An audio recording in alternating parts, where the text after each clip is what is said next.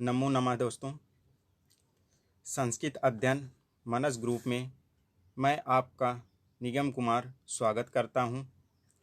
आज मैं संस्कृत के बहुत ही महत्वपूर्ण 30 प्रश्न लेकर आपके सामने उपस्थित हुआ हूं, जो विभिन्न परीक्षाओं में पूछे जा चुके हैं।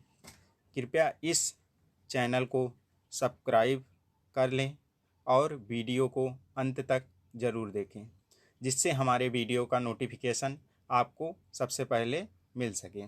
तो आइए देखते हैं प्रथम प्रश्न क्या है। तो प्रथम प्रश्न है, बाण को क्या उपनाम दिया गया है। तो बाण का उपनाम तुरंग है। इनकी रचना, बाण की सर्वोत्कृष्ट रचना कादम्बरी है। दूसरा प्रश्न देखते हैं, छत्र शब्द किस कवि का उपनाम है। तो छत्र शब्द भारवी का उपनाम है। भारवी की सर्वोत्कृष्ट रचना है कृतार्जुनीयम, जो एक महाकाव्य है। भारवी को भारवे अर्थ गौरवम से भी उनको उपलक्षित किया जाता है। अगला प्रश्न देखते हैं, घंटा शब्द किस कवि का परिचायक हो गया है। तो घंटा शब्द माघ का परिचायक है। माघ की सर्वोत्कृष्ट रचना शिशुपाल वध है और शिशुपाल वध बृहत्रयी में भी आता है। जैसे बृहत्रयी में शिशुपाल वधम, नैषधीय चरितम और कृतार्जुनीयम, ये तीनों बृहत्रयी के हैं। अगला प्रश्न देखते हैं, हितोपदेश के रचयिता कौन हैं। हितोपदेश के रचयिता नारायण भट्ट हैं। नारायण भट्ट की सर्वोत्कृष्ट रचना है वेणी संहार, जिसमें कुल 6 अंक हैं। अगला क्वेश्चन देखते हैं, विष्णु शर्मा रचित अति प्रसिद्ध रचना कौन सी है। विष्णु शर्मा द्वारा रचित अति प्रसिद्ध रचना पंचतंत्र है। अमरकोश की रचना किसने की है। तो अमरकोश की रचना अमर सिंह ने की है। अमर सिंह द्वारा अमरकोश का नाम से प्रसिद्ध ग्रंथ क्या नामकरण किया गया है। तो इसका नामकरण नामलिंगानुशासनम किया गया है। तो आइए अगला प्रश्न देखते हैं, उपनिषद में सबसे बड़ा उपनिषद कौन सा है। तो उपनिषद में सबसे बड़ा उपनिषद बृहदारण्यकोपनिषद है। तो अगला क्वेश्चन देखते हैं, मुरारी कवि का उपनाम क्या प्रसिद्ध हुआ। तो मुरारी कवि का उपनाम इंदु प्रसिद्ध हुआ। अगला क्वेश्चन देखते हैं, कर्णिकार किस कवि का लोकप्रिय नाम हुआ। तो कर्णिकार मंडक का उपनाम हुआ। अगला क्वेश्चन देखते हैं, त्रिविक्रम का उपनाम क्या है। तो त्रिविक्रम का उपनाम यमुना है। और त्रिविक्रम भट्ट की एक रचना सर्वोत्कृष्ट रचना है जो नलचंपू है। और चंपू काव्य का आरंभ अथर्ववेद में प्राप्त भी होता है। यह एक गद्य और पद्य काव्य का मिश्रण है, जिसे हम चंपू काव्य कहते हैं।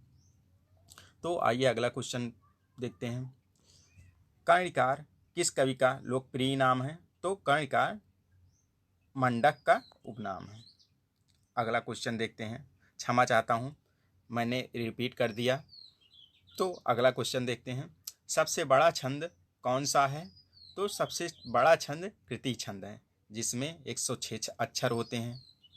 अगला प्रश्न देखते हैं। अगला प्रश्न है, सामान्य संस्कारों की संख्या कितनी मानी गई है। तो सामान्य संस्कारों की संख्या 16 मानी गई है, जो इस प्रकार हैं। आप चाहें तो इसे लिख भी सकते हैं।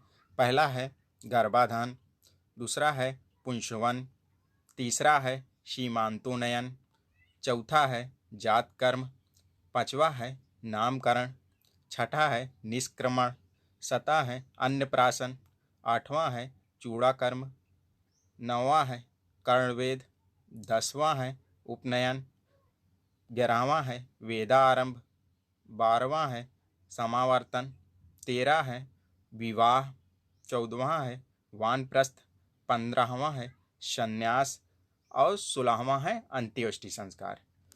तो अगला प्रश्न देखते हैं। अगला प्रश्न है, अंतिम संस्कार कौन सा है। अभी मैंने आपको 16 संस्कार बताए हैं, जिसमें अंतिम संस्कार अंत्येष्टि संस्कार मैंने बताया। तो आइए अब अगला प्रश्न देखते हैं।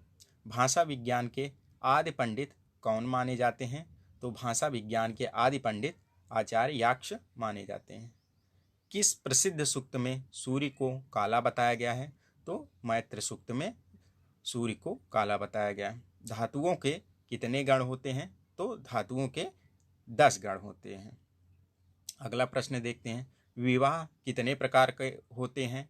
तो विवाह 8 प्रकार के होते हैं, जो निम्नवत हैं। आप चाहें तो इसे भी लिख सकते हैं।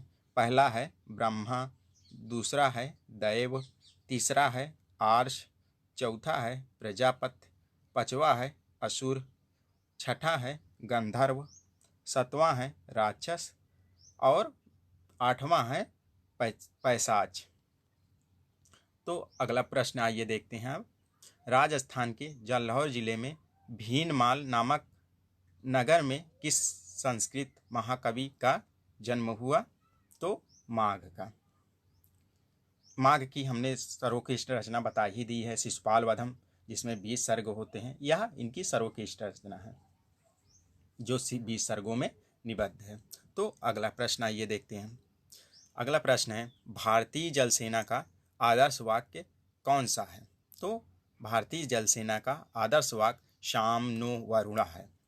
अगला प्रश्न देखते हैं। दूरदर्शन का आदर्श वाक्य क्या है? तो दूरदर्शन का आदर्श वाक्य सत्यम शिवम सुंदरम है। अगला प्रश्न देखते हैं। केंद्रीय विद्यालयों का वाक्य क्या है?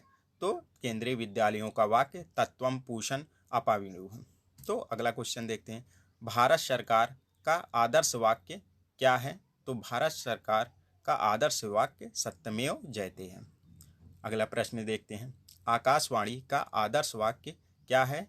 तो आकाशवाणी का आदर्श वाक्य बहुजन हिताय है। अगला प्रश्न देखते हैं। योगक्षेमम वहाम्यम किसका आदर्श वाक्य है? योगक्षेमम वहाम्यम भारतीय जीवन बीमा का आदर्श वाक्य है। अगला प्रश्न देखते हैं। रामकृष्ण आश्रम का आदर्श वाक्य क्या है? तो रामकृष्ण आश्रम का आदर्श वाक्य तन्नो हंसाः प्रचोदयात् है। अगला प्रश्न देखते हैं। पाक शास्त्री ग्रंथ सूप शास्त्र के रचयिता कौन है?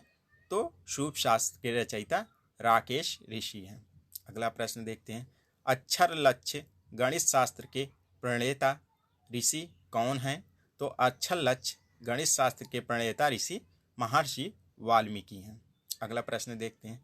संस्कृत दिवस कब मनाया जाता है? तो संस्कृत दिवस श्रावणी पूर्णिमा को मनाया जाता है। यह प्रश्न बहुत ही इम्पॉर्टेंट है, जो विभिन्न परीक्षाओं में काफ़ी बार पूछा जा चुका है।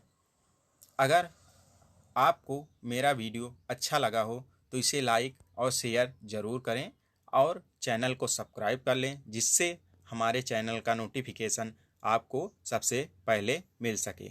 धन्यवाद। नमस्कार।